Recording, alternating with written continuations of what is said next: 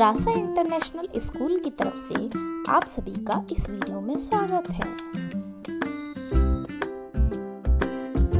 प्यारे बच्चों, आज हम हिंदी व्याकरण का पाठ 11 जिसका नाम है संज्ञा विकार कारक वह पढ़ेंगे। यह पृष्ठ संख्या 58, 59, 60, 61, 62, 63 व 64 पर है। तो आइए शुरू करते हैं पाठ 11 संज्ञा विकार कारक। अरविंद ने लाठी से सांप को भगाया। शालिनी गेंद से खेल रही है। हम सरकारी विद्यालय में पढ़ते हैं। अजय वृक्ष से गिर पड़ा। यह रमेश की पुस्तक है। गुरु के लिए भेंट लाओ। हे प्रभु, हम पर कृपा करो। सेब अलमारी में रखे हैं।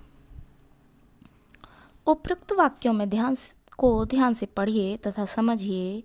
इनमें रंगीन शब्द ने, से, को, से, में, की, के लिए, पर, हे आदि कुछ विशेष चिन्ह हैं जिनसे वाक्य का अर्थ स्पष्ट होता है। इन्हें विभक्ति चिन्ह कहते हैं। इन विभक्तियों को परसर्ग भी कहते हैं। यह जो विभक्ति चिन्ह हैं इनको परसर्ग भी कहते हैं। पर का अर्थ होता है पीछे और सर्ग का अर्थ होता है जुड़ना। पर का अर्थ क्या होता है? पीछे, और सर्ग का अर्थ क्या होता है? जुड़ना, पीछे जुड़ना। ये संज्ञा अथवा सर्वनाम शब्दों के पीछे जुड़ते या लगाए जाते हैं। यह कहाँ लगाए जाते हैं? संज्ञा अथवा सर्वनाम शब्दों के पीछे जुड़ते हैं और लगाए जाते हैं। ऊपर दिए गए वाक्यों में इन चिन्हों के साथ आए शब्द अरविंद ने लाठी से सांप को, गेंद से, विद्यालय में वृक्ष से, रमेश की, गुरु के लिए, हम पर, हे प्रभु, अलमारी में शब्द कारक हैं। इस प्रकार इसकी परिभाषा क्या होगी? संज्ञा अथवा सर्वनाम के जिस रूप से उसका संबंध वाक्य के अन्य शब्दों के साथ प्रकट होता है उसे कारक कहते हैं। संज्ञा अथवा सर्वनाम के जिस रूप से उसका संबंध वाक्य के अन्य शब्दों के साथ प्रकट होता है उसे कारक कहते हैं। कारक के भेद। कारक के कितने भेद होते हैं? आइए पढ़कर समझते हैं। कारक के 8 भेद होते हैं। कारक के 8 भेद होते हैं।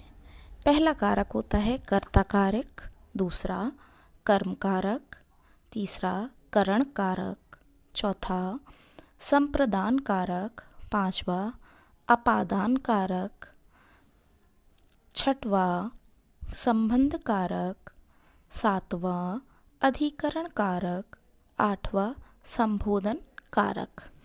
कर्ता, कर्म, करण, संप्रदान, अपादान, संबंध, अधिकरण व संबोधन।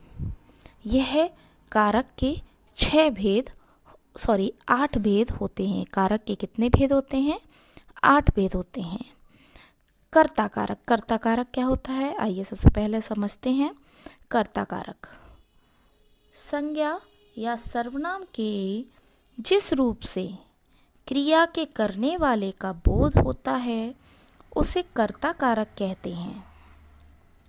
संज्ञा या सर्वनाम के जिस रूप से क्रिया के करने वाले का जो क्रिया कर रहा है उसका बोध होता है उसे कर्ता कारक कहते हैं। इसका विभक्ति चिन्ह ने है। इसका विभक्ति चिन्ह क्या है? ने। उदाहरण देखते हैं इसके। राम ने मारा। राम ने मारा। इला विद्यालय जाती है।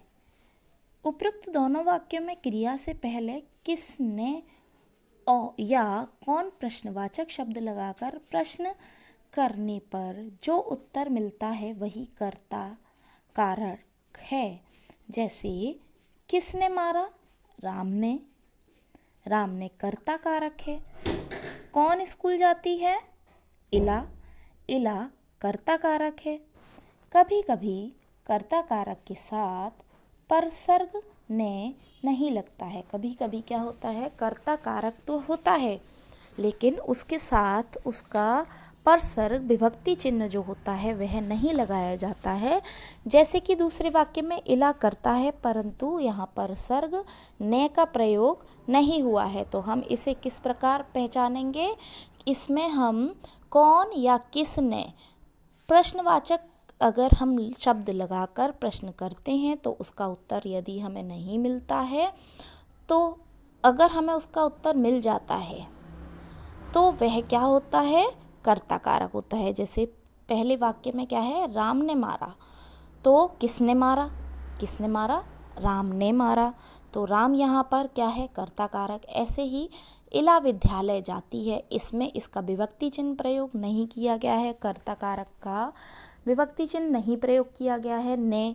तो हम इसका कैसे पता करेंगे कि यह कर्ता कारक है? इसका हमें पता करने के लिए उसके कर्ता के लिए हम क्या करेंगे? किसने और कौन प्रश्नवाचक शब्द लगाकर पूछेंगे।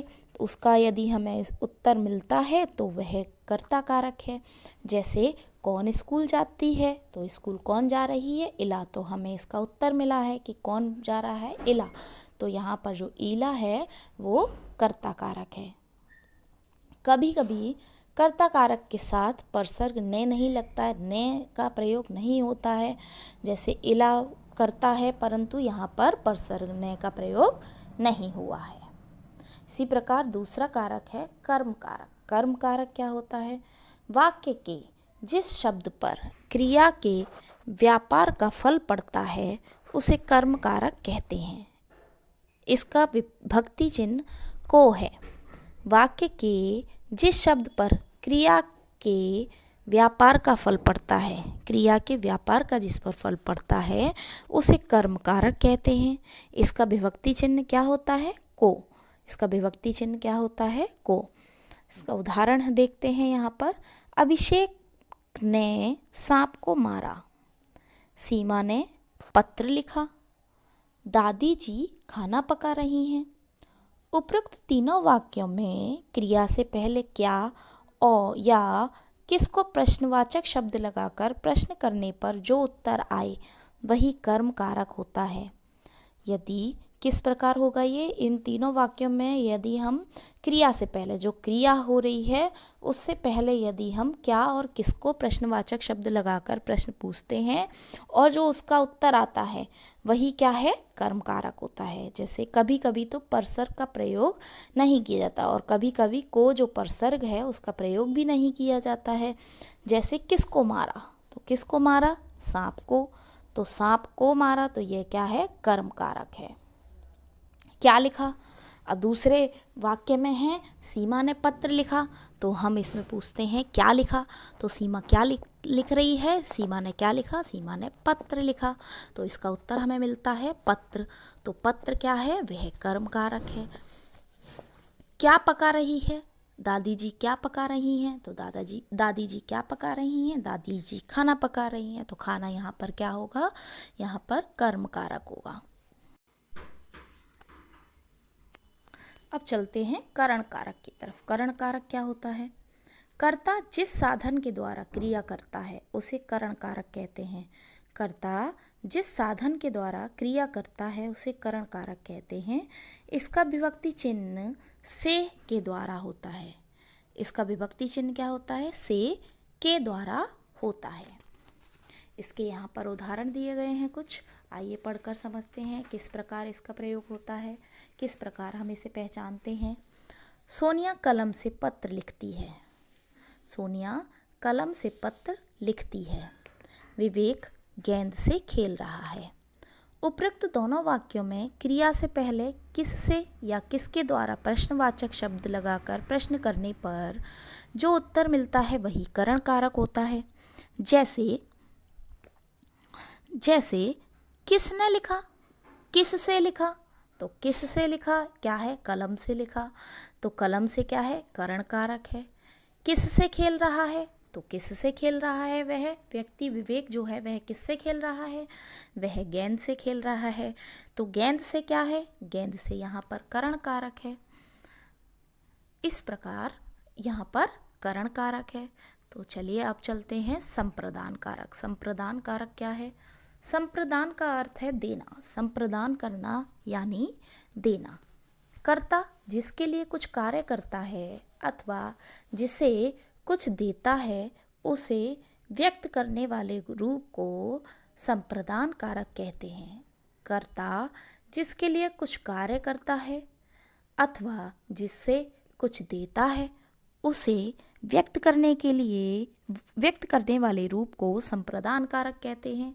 इसका विभक्ति चिन्ह क्या है? के लिए तथा को है। इसका विभक्ति चिन्ह क्या है? के लिए और को। आइए इसके कुछ उदाहरण देखते हैं। गुरुजी को फल दो, गुरुजी को फल दो। राजा गरीबों को वस्त्र देता है, राजा गरीबों को वस्त्र देता है। उपरोक्त दोनों वाक्यों में क्रिया से पहले किसको या किसके लिए प्रश्नवाचक शब्द लगाकर प्रश्न करने पर जो उत्तर मिले वही संप्रदान कारक होता है। उपरोक्त दोनों वाक्यों में क्रिया से पहले हम क्या लगा सकते हैं? किसको और किसके लिए। यदि हम ऐसा प्रश्न लगाकर पूछते हैं तो जो उत्तर आता है वह कौन सा कारक होता है? संप्रदान कारक होगा। जैसे किसको फल दो, तो गुरुजी को। किसको फल दो? गुरुजी को। तो गुरुजी यहाँ पर जो है गुरुजी को, यह क्या है? संप्रदान कारक है। किसको वस्त्र दो? गरीबों को। किसको वस्त्र देते हैं राजा? गरीबों को। तो यहाँ पर गरीबों को क्या है? संप्रदान कारक है। इसके बाद चलते हैं अपादान कारक की तरफ। अपादान कारक क्या होता है? संज्ञा के जिस रूप से एक वस्तु या दूसरे से अलग होना पाया जाता है उसे अपादान कारक कहते हैं। इसका विभक्ति चिन्ह क्या है? से। इसका विभक्ति चिन्ह क्या है? से। अपादान कारक क्या होता है? संज्ञा के जिस रूप से एक वस्तु का दूसरे रूप से अलग होना पाया जाता है। एक वस्तु से दूसरी वस्तु यदि अलग हो रही है, बिछड़ रही है, तो उसे अपादान कारक कहते हैं। जैसे मनोज घोड़े से गिर गया, गिर पड़ा, तो वह क्या हुआ? घोड़े से दूर हुआ, अलग हुआ, तो वह मनोज घोड़े से गिर पड़ा। वृक्ष से पत्ते गिरते हैं, अब वृक्ष से पत्ते क्या होते हैं? दूर होते हैं, अलग हो रहे हैं, तो वह है वृक्ष से पत्ते गिरते हैं। इन दोनों वाक्यों में क्रिया के साथ किससे या कहाँ से प्रश्नवाचक शब्द लगाकर प्रश्न करने पर जो उत्तर मिलता है वही अपादान कारक है। क्या इसमें यदि हम इसका देखना है कि अपादान कारक क्या है, तो हमें क्रिया से पहले क्या लगा देना है? किससे और कहाँ से। यदि हम लगा देते हैं तो हमें जो उत्तर मिलता है तो वह अपादान कारक होता है।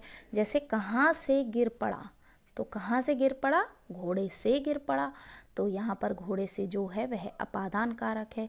इसी प्रकार किससे गिरते हैं, तो किससे गिरते हैं? यह है वृक्ष से। वृक्ष से गिरते हैं तो यह यहाँ पर वृक्ष से जो है वह अपादान कारक होता है। तो आज हम इतना ही कवर करते हैं। नेक्स्ट वीडियो में हम इसका शेष भाग पढ़ेंगे। धन्यवाद।